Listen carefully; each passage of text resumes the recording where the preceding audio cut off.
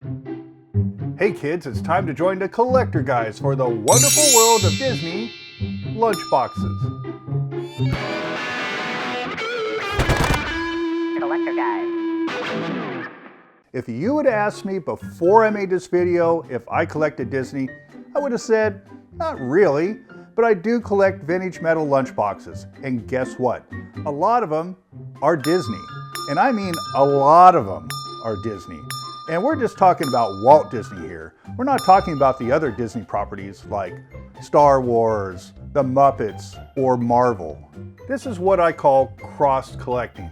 It's when a collectible generates interest in different categories. For instance, maybe you don't collect lunchboxes, but you do collect Mary Poppins merch. And thus, the lunch kit is a must for your collection. In the early days of pop culture lunch kits, the 1950s, ADCO manufactured the first Disney boxes. But eventually, Aladdin was the lucky company who would seal the deal to sell them, and boy did they sell them. Millions of them, including the biggest seller of all time, which we'll talk about later in this video. So enough talk, let's take a look at the Walt Disney lunchboxes in my collection. The 1950s. The oldest Disney lunchbox in my collection is this ADCO Mickey and Donald 1954. This classic box features Mickey and Donald hanging out with Huey, Dewey, and Louie. A colorful pail featuring various characters along the sides. It's your usual sturdy 1950s box complete with vents and a manufactured coin on the top. This one has an image of Mickey. Walt Disney's official Davey Crockett, 1955. On the front, he fights Santa Anna's soldiers at the Alamo. And on the back, he's an Indian fighter. It was 1955, folks. Though there are other Davey Crockett kits, this and a rare box from Canada are the only official Disney versions I know of. There are two photos of Fess Parker on the top next to the handle. Plus, you'll also find the Indian coin that was popular on the ADCO Westerns during this time. The amusement parks. Disneyland Castle Adventureland 1957. Who didn't want to go to Disneyland? And what better way to recruit the nation's youth than a lunchbox featuring all the cool things you could do there? This kit highlights all the adventures a kid in the 1950s would dream of having. This is very desirable for people who collect anything and everything Disney. Disneyland Monorail Submarine 1960. Another Disneyland lunchbox would hit the stores just a few years later, this time featuring the monorail and the submarine attractions. Another great marketing tool for the park and the perfect companion to the first Disneyland kit. Ludwick Von Drake in Disneyland, 1962. Remember Walt Disney's wonderful world of color? Ludwick Von Drake was an ambassador for that Sunday night program. And of course, many episodes highlighted the great attractions at Disneyland. And this kit shows Ludwig enjoying many of them. Disney World, 1972. Not too long after it opened in 1971, Aladdin would get the very first Disney World lunch kit on the shelves. Make no mistake, just like the Disneyland pails before it, these lunch boxes were a strong marketing tool, specifically designed to recruit kids to convince their parents to take them to the new, bigger park. Magic Kingdom, 1979. Also opening in 1971 was the Magic Kingdom. Located at the Disney World Resort, the Magic Kingdom brought many of the attractions that made the original Disneyland so popular. The sides and bottom of this lunchbox have images from It's a Small World. Wonderful World Disney World on Ice, 1980. Most of this pail is all about the theme parks, with a random Disney World on Ice on the back. Go figure. The excellent artwork on the sides of this box highlight the big popular attractions during that time. The Jungle Cruise, Pirates of the Caribbean, and the Haunted House. Overall, a very nice kit and one of my favorites. Walt Disney Dome Lunchboxes. There were a couple of Disney domes produced, including the most popular lunch pail of all time. This Aladdin Disney school bus. Introduced in 1961, this pail was in production for over 12 years, with over 9 million units sold, making it easily the most popular lunchbox of all time. This colorful kit features all the child Disney characters on their way to school, with Goofy behind the wheel. Over 9 million of these sold. Remember that next time you see someone online trying to sell these and calling them rare. The dome itself has had very few changes over the years, but the bottles, they changed. Over those 12 years, Aladdin kits featured all different kinds of bottles, from the original metal to various plastic versions. Now there is one rare variant of this popular dome. Take a look and tell me the major difference between these two. Can't tell? Take a look at who is getting off the bus. In the American version, you have Jiminy Cricket.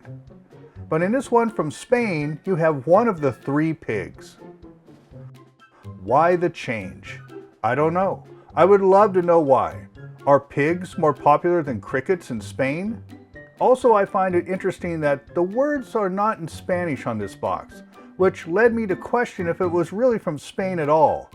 But if you take a look at the copyright, yeah, it looks like it's from Spain. The follow-up to the insanely popular school bus dome was the Disney Firefighters 1969. This kit was Mickey and the gang as first responders happily on their way to put out a fire or save a life. Pluto and Pongo from 101 Dalmatians trot alongside. Unlike the school bus, Goofy has given up his driving duties to Donald. This bottom is really scratched up, but you can see safety tips featuring Huey, Dewey, and Louie learning the hard way. Parades, Trains, and Goofy. Disney on Parade, 1970.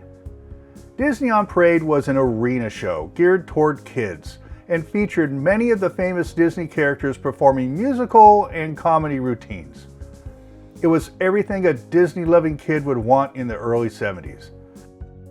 I remember my parents taking me to see Disney on Parade, and I still have my program. Disney America on Parade, 1976. If you were around in 1976, you'll remember that nothing was bigger than the country's bicentennial. And both Disneyland and the Magic Kingdom celebrated twice a day with a special parade featuring patriotic floats and characters. America on Parade ran from 1975 through 1977. Disney Express, 1976. Well, so far, we have your favorite Disney characters in a bus, a fire truck, and on parade. So why not a train? The whole gang is here on the Disney Express, and I mean the whole gang. It's hard to think of anyone who isn't on this box. Representing characters from all the movies from Cinderella to the Aristocats. Sport Goofy, 1983. If not the last, one of the last metal lunchboxes that Disney would release. It's a very colorful kit featuring the usually inept Goofy actually kicking butt in a variety of sports. This is based on a series of Goofy sport-themed shorts from the 1940s, one of which, How to Play Football, was nominated for an Oscar. The Mickey Mouse Club. The original Mickey Mouse Club first aired from 1955 to 1959, then continued in syndication, which eventually led to various revivals throughout the years. There are 3 Mickey Mouse Club lunch kits. Mickey Mouse Club, Yellow Border, 1963. This version has Mickey and the gang on the front, and on the back, a few of the original Mouseketeers singing and dancing, including the most famous of them all, Annette Funicello. This kit, like a lot of Disney lunchboxes, was produced over a number of years. Mickey Mouse Club, White Border, 1967. In this version, the Mouseketeers have been replaced entirely by Mickey and his friends. The back pulls directly from a scene from the original Open. On one side, an area to put your name and address in case this gets lost. And as for the rest, just the gang working on the clubhouse while Daisy and Minnie serve refreshments. The new Mickey Mouse Club, 1977. This revival featured a more diverse cast and a disco version of the theme song. Colorful and upbeat, this kit leans more into the live actors than the Disney cartoon characters. That cast included a young Lisa Whelchel, who you know now as Blair on The Facts of Life. She currently hosts the MeTV show Collector's Call, which happened to do an episode on my collectibles, including some of my lunchboxes. On my episode, we talked briefly about this lunchbox and their version of the Mickey Mouse Club. She said that her group of Mouseketeers refer to themselves today as the Forgotten Mice. The movies. Mary Poppins, 1964. This Disney film was a huge success and was the highest grossing movie of all of 1964. This embossed box has the same image on both the front and back. It's a pretty box, but the images are simple, and there's really not any scenes from the movie on this lunch kit at all, like the other Disney boxes would have. Jungle Book, 1966. Jungle Book is still my all-time favorite Disney movie. And this box does not disappoint fans. Bright, fun, and colorful. This kit features all the characters that made this movie so awesome. Winnie the Pooh, 1967. This lunchbox was released 1 year after the premiere of the Disney short Winnie the Pooh and the Honey Tree, featuring all of Pooh's friends from the 100-Acre Woods, with the exception of Christopher Robin. You can even find Tigger up on top by the handle. Peter Pan, 1969. The movie was originally released in 1953, but this lunch kit was part of the marketing for the 1969 re-release. Beautiful, whimsical graphics on all sides of the box, the animated Peter Pan was actually the first to break the long-standing tradition of casting a female as Peter. This version was voiced by former child actor Bobby Driscoll. Pinocchio, 1971.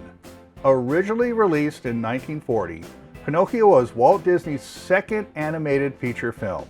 This kit was part of the marketing for the 1971 reissue of the film. Much like Peter Pan, this kit features fun, colorful images of all the film's characters.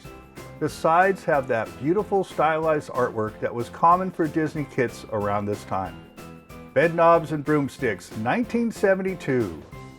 The film was released a year earlier in 1971 and created by the same team as Mary Poppins. And you can't help but notice the similarities between the two, especially the scenes combining live action and animation. Unlike the Poppins kit though, this goes all in on showcasing actual scenes from the movie. Robin Hood, 1974. Another example of the Disney Studios bringing a famous tale to animated life. Another financial success, this movie owes a lot to its animated predecessors. In fact, due to production delays, dance scenes from Snow White, Jungle Book, and the Aristocats were recycled for this film. Snow White and the Seven Dwarfs, 1975. The very first animated feature film, Snow White, was originally released in 1937. This came out as part of the 1975 re-release. Beautiful artwork adorns all sides of this kit, with all 7 of the dwarfs represented on the sides and bottom, including Dopey on the top under the handle. The Rescuers, 1977. A critical and box office success. The Rescuers was the first Disney animated film to have a sequel, when The Rescuers Down Under was released 13 years later. This kit is filled with characters with that classic Disney style. The Black Hole, 1979.